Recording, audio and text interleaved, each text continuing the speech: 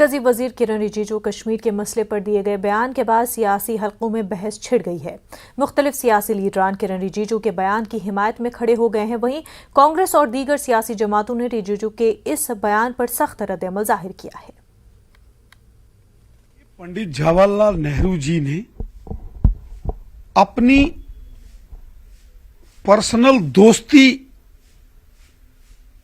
शेख मोहम्मद अब्दुल्ला साहब के साथ निभाई और जम्मू कश्मीर को एक प्रॉब्लम के रूप में खड़ा कर दिया। पहला काम जवाहरलाल नेहरू की इस दोस्ती का नुकसान यह हुआ कि जम्मू कश्मीर का जो इल्हाक था, विलय, वो हिंदुस्तान के साथ डिले हुआ।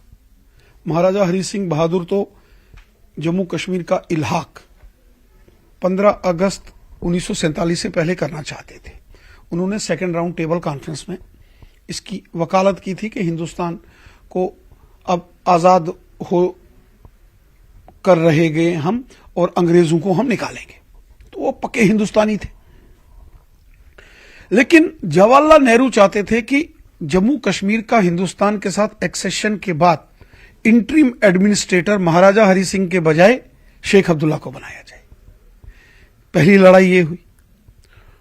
दूसरी लड़ाई ये हुई जब पाकिस्तान ने हमला कर दिया मुजफ्फराबाद, मीरपुर, कोटली में। महाराजा साहब ने कहा कि हमें फौज भेजो, तो जवाहरलाल नेहरू ने शेख अब्दुल्ला साहब के कहने पर फौज नहीं भेजी। उस वक्त शेख मोहम्मद अब्दुल्ला उनकी कोई बहुत बड़ी सपोर्ट नहीं थी, क्योंकि वहां पहाड़ी कबीले के लोग रहते हैं। पहाड़ी कबीला है, मीरपुर, कोटली, भिम्बर, बाग, पलंदरी, देवा, बटाला, खुईरट्टा, सुदनोती, मुजफ्फराबाद का वो एरिया, वहां सारे के सारे पहाड़ी कबीले के लोग रहते थे। वो शेख मोहम्मद अब्दुल्ला के सपोर्टर नहीं थे। इसलिए सियासत की आग में जम्मू कश्मीर को जवाहरलाल नेहरू ने अपनी दोस्ती की खातिर जलाया, जम्मू कश्मीर को, और फिर गलत तरीके से फैसले लिए। ये पंडित जवाहरलाल नेहरू और कांग्रेस पार्टी की गलतियों का नतीजा है। कांग्रेस पार्टी ने हिंदुस्तान के लोगों के पीठ में खंजर मारे। ये तो बीजेपी का एक मुद्दा बन गया है। ये टारगेट करते हैं पंडित जवाहरलाल नेहरू को और ये कहते हैं कि पंडित जवाहरलाल नेहरू गलत था। इसी मामले में नहीं, हर मामले में उनको गलत ठहराने की कोशिश करते हैं। रज्जू जी जो हैं, जो हमारे इस वक्त मिनिस्टर हैं, काश वो 1947 में पैदा होते और वो देखते कि 1947 था जब हिंदुस्तान आज़ाद हुआ तो हिंदुस्तान की हालत क्या थी, जम्मू कश्मीर की हालत क्या थी। और ये जो कहते हैं कि जो एक्सेशन था, ये जो कॉन्स्टिट्यूशन के अंदर 370 प्रोविजनल था या टेम्पररी था, ये 1947 के अंदर जो अम्बेडकर, बाबा साहेब अम्बेडकर थे जिन्होंने कॉन्स्टिट्यूशन ड्राफ्ट किया था, और उस वक्त की जो कैबिनेट थी वो उन्होंने उस वक्त के हालात के मुताबिक ड्राफ्ट किया था। ये खुशी है कि आज किसी ने तो माना, नहीं तो नेहरू की गलती के ऊपर तो सवाल ही नहीं उठाया जा सकता था। ये तो शुक्र है मोदी जी ने हमारे वो जय हिंद फौज के सुभाष चंद्र बोस को कहां से लाया, कहां खड़ा कर दिया। नेहरू के ऊपर होता तो सुभाष चंद्र बोस का नाम कहीं आ सकता था। मतलब दबा दिया था, सच को दबा के झूठ के साथ वो हुकूमत कर रहे थे। ये बिल्कुल ठीक रिजू जी ने कहा कि वो चाहते थे हिंदुस्तान से मिलना। उन्होंने जुलाई में भी कहा था। और जब ये प्रेशर पाकिस्तान ने अंग्रेजों के साथ मिलकर अटैक कर दिया तो 24 तारीख को जब ये उड़ी का पुल भी उड़ाया, तब भी उन्होंने वो अपना डिप्टी प्राइम मिनिस्टर बत्रा को भेजा। उन्होंने कहा अंदाजा लगाओ दुश्मन आ चुका है अंदर, आधा हिस्सा उड़ी तक पहुंच गए हैं, फिर भी जवाहरलाल नेहरू कह रहे हैं कि आप शेख के पास जाओ। तो इसका मतलब ये है कि कश्मीर की परवाह नहीं थी। ये इनकी स्टेट की परवाह नहीं थी।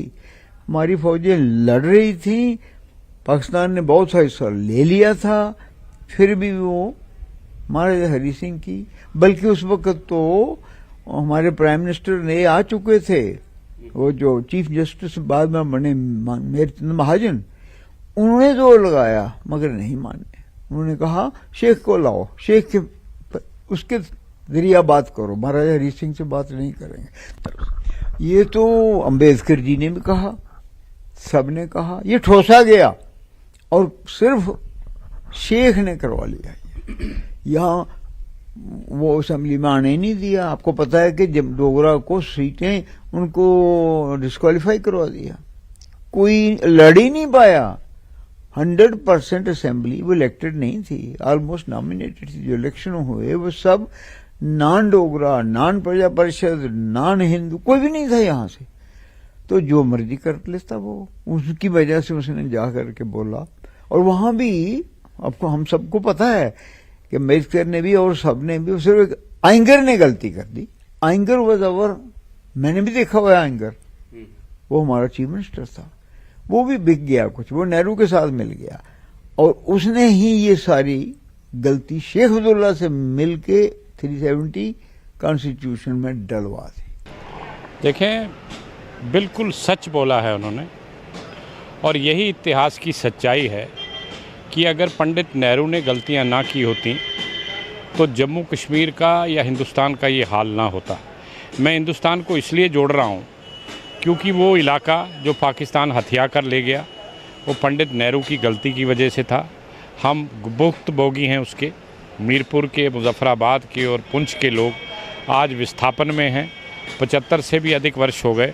और सबसे बड़े दुख की बात ये है कि वहाँ पर मिलिटेंट्स के ट्रेनिंग कैंप्स चलते हैं, वहाँ पर लॉन्चिंग पैड्स हैं और वहाँ से सारी तबाही का पूरा नक्शा बनता है और हिंदुस्तान में आकर यहाँ निर्दोष लोगों का खून बहाया जाता है। महाराजा हरि सिंह जी ने जब एक्सेशन ऑफ़र किया उसके बाद हिंदुस्तान को चाहिए था कि फ़ौरन उस पर काम करते और उनको वहाँ रहने देते, उनकी सलाह पर करते, क्योंकि इतनी देर उन्होंने रियासत चलाई थी। लेकिन उनको अलग कर देना, किनारे कर देना और शेख अब्दुल्ला को इमरजेंसी एडमिनिस्ट्रेटर बना देना, ये कुछ ना कुछ इसमें बहुत बड़ी साजिश की बू है। और मैं समझता हूँ कि शेख अब्दुल्ला और पंडित नेहरू का एक प्लान था और उस प्लान में ये भी था कि जो नॉन कश्मीरी स्पीकिंग एरियाज़ हैं जिसमें कश्मीरी नहीं बोली जाती, ताकि शेख अब्दुल्ला को आगे चलकर कोई दिक्कत ना हो, तो जानबूझकर मुजफ्फराबाद, मीरपुर और ये इलाके गंवाए गए, क्योंकि वहाँ जो मुस्लिम था वो कश्मीरी नहीं बोलता था, वो पहाड़ी बोलते थे, जो आगे चलकर शेख अब्दुल्ला के लिए एक बहुत बड़ा चैलेंज होने वाले थे। तो देखें कितने दूरअंदेशी ये दोनों लोग थे। शेख अब्दुल्ला ने राज किया, उनके बेटे ने किया, उनके पोते ने किया, आगे पड़पोता भी तैयार था। तो कुल मिलाकर ये एक डिज़ाइन था और मैं समझता हूँ कि जो आज किरण रिजिजू जी ने कहा है बिल्कुल सत्य है और उसके हम लोग गवाह हैं और हम लोग उसके भुक्तभोगी हैं। जो गलतियां पंडित नेहरू और शेख अब्दुल्ला ने की थी और महाराजा हरि सिंह जी को जिस तरह से इन्होंने नज़रअंदाज किया था, मैं समझता हूं कि आज जो भी